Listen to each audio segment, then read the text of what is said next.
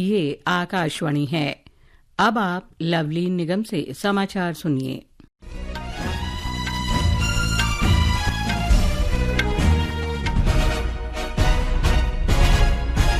प्रधानमंत्री नरेंद्र मोदी ब्रुनेई और सिंगापुर की यात्रा के पहले चरण में आज दोपहर बाद ब्रुनेई की राजधानी बंदर सेरी बेगवान पहुंचे। क्राउन प्रिंस हाजी अल मुहतादी बिल्लाह ने उनका स्वागत किया। श्री मोदी का ब्रुनेई अंतर्राष्ट्रीय हवाई अड्डे पर औपचारिक स्वागत किया गया। ये किसी भारतीय प्रधानमंत्री की ब्रुनेई की पहली द्विपक्षीय यात्रा है। ये यात्रा भारत और ब्रुनेई के बीच राजनयिक संबंधों की स्थापना के 40वीं वर्षगांठ के सिलसिले में हो रही है।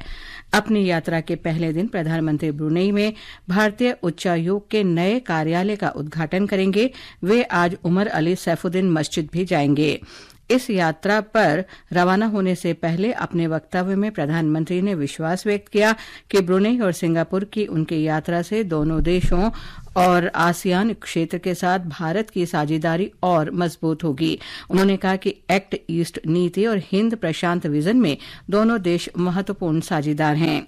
श्री मोदी ने कहा कि वे सुल्तान हाजी हसनल बोल्किया और शाही परिवार के अन्य सम्मानित सदस्यों के साथ बैठक के लिए उत्सुक हैं। श्री मोदी ने कहा कि ब्रुनेई से वे कल सिंगापुर जाएंगे। प्रधानमंत्री ने कहा कि वे सिंगापुर के राष्ट्रपति थरमन षणमुगरत्नम, प्रधानमंत्री लॉरेंस वोंग, वरिष्ठ मंत्री ली सेन लूंग और एमिरेट्स वरिष्ठ मंत्री घो चोक टोंग से भी मिलने के लिए उत्सुक हैं।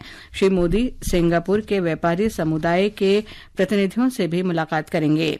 प्रधानमंत्री ने कहा कि वे सिंगापुर के साथ रणनीतिक भागीदारी, विशेष रूप से विनिर्माण, डिजिटलीकरण और स्थायी विकास जैसे नए और उभरते हुए क्षेत्रों के बारे में गहन विचार विमर्श करना चाहते हैं।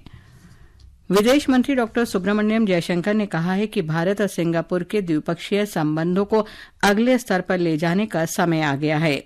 प्रधानमंत्री नरेंद्र मोदी की सिंगापुर यात्रा से पहले एक साक्षात्कार में डॉ जयशंकर ने कहा कि दोनों देशों के संबंध पिछले 2 दशकों में बहुत अधिक सशक्त रहे हैं। इस बीच सिंगापुर में भारतीय उच्चायुक्त डॉ शिल्पक अम्बुले ने कहा कि भारत और सिंगापुर नए और उभरते क्षेत्रों को और बढ़ावा देने के लिए संबंधों को और सशक्त बना रहे हैं। उन्होंने कहा कि आसियान देशों में सिंगापुर भारत के लिए संपर्क का मुख्य स्तंभ रहा है। राष्ट्रपति द्रौपदी मुर्मू ने कहा है कि सभी शैक्षणिक संस्थानों को बालिकाओं के लिए सुरक्षित वातावरण सुनिश्चित करना चाहिए, क्योंकि वे देश के विकास का अभिन्न अंग हैं। उन्होंने ये बात आज पुणे में सिम्बियोसिस विश्वविद्यालय के 21वें दीक्षांत समारोह के अवसर पर कही। राष्ट्रपति ने कहा कि स्वर्ण पदक विजेताओं में 11 में से 8 महिलाएं होना विश्वविद्यालय के इन्हीं प्रयासों को दर्शाता है।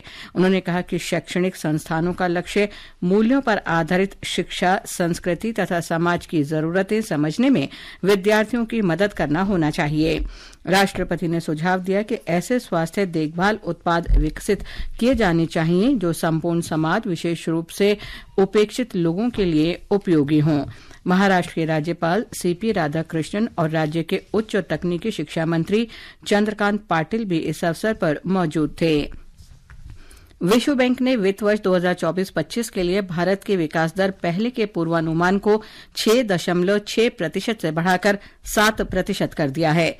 अंतर्राष्ट्रीय वित्तीय संस्थान ने कहा है कि देश की आर्थिक वृद्धि, निजी उपभोग और निवेश जैसे मुख्य कारकों के कारण मध्यम अवधि में मजबूत बनी रहेगी।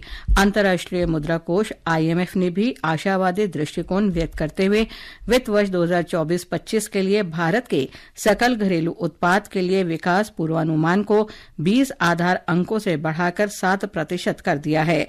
सांख्यिकी और कार्यक्रम कार्यान्वयन मंत्रालय के आंकड़ों के अनुसार तिमाही आकलन में भारत की सकल घरेलू उत्पाद वृद्धि दर वित्त वर्ष 2024-25 की पहली तिमाही में 6.7% आंकी गई।